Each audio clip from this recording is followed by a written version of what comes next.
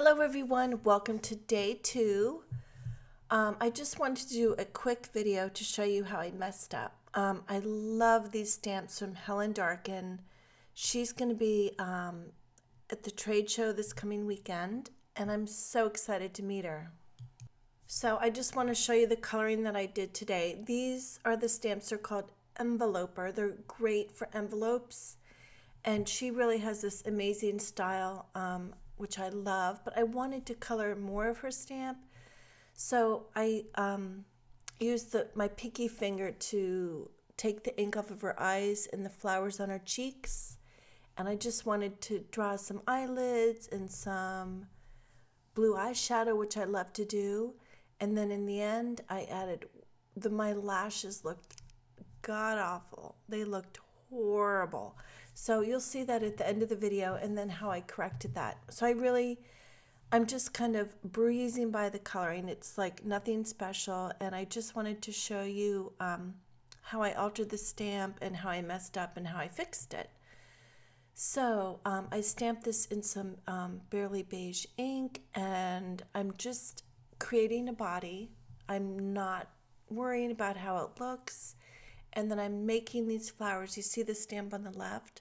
I'm extending the flowers, and I'm just winging it. Like, I'm not worrying about how it looks. So I'm just going over the part that I stamped and then adding and extending the stamp.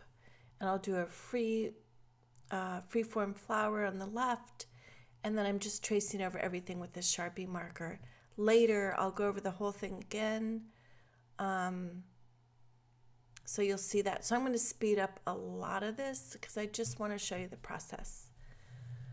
So meanwhile, I'm loving what you guys are coloring. It's so exciting and exhilarating and inspiring to see what you all are doing. And it's a challenge to keep up with, but it's the best challenge in the world to have.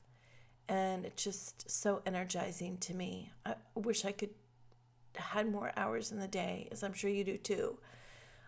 So I'm just finishing up those flowers, and I'm going to draw an ugly flower that ends up looking okay in the end.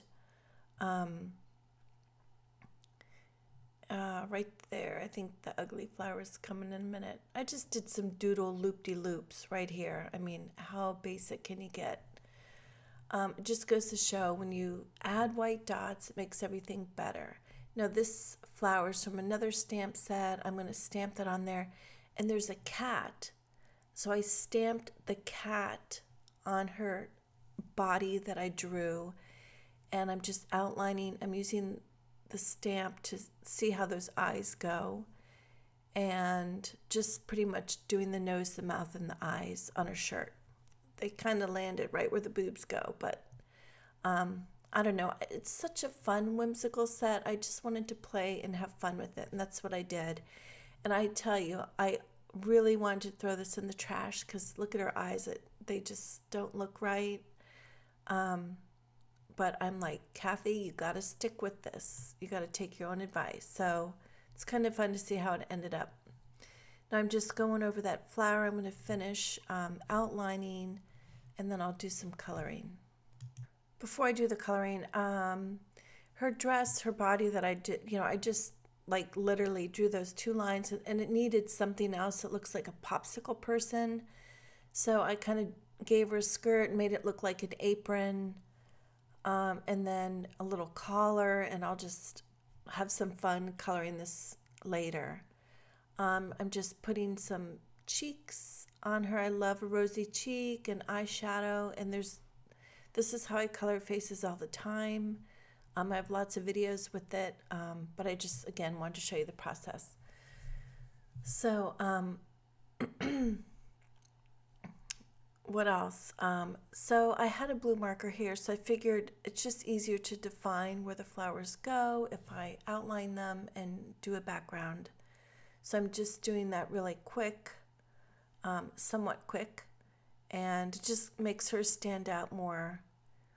And then I'll get to the fun part, which is just adding some color and then lots of doodles and dots. So again, this is Waffle flower stamps.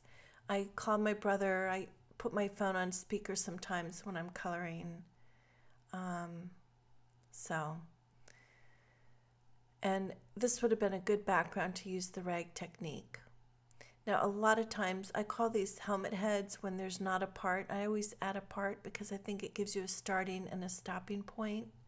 As it turns out, I totally messed up on those eyelashes. The eyelids are too big to do like the lashes that I drew, so I cut and colored another face, and I just did not do the lids again. So things don't always turn out like you expect. Now you can see, look at those awful, ugly, horrible eyelashes. They look like combs.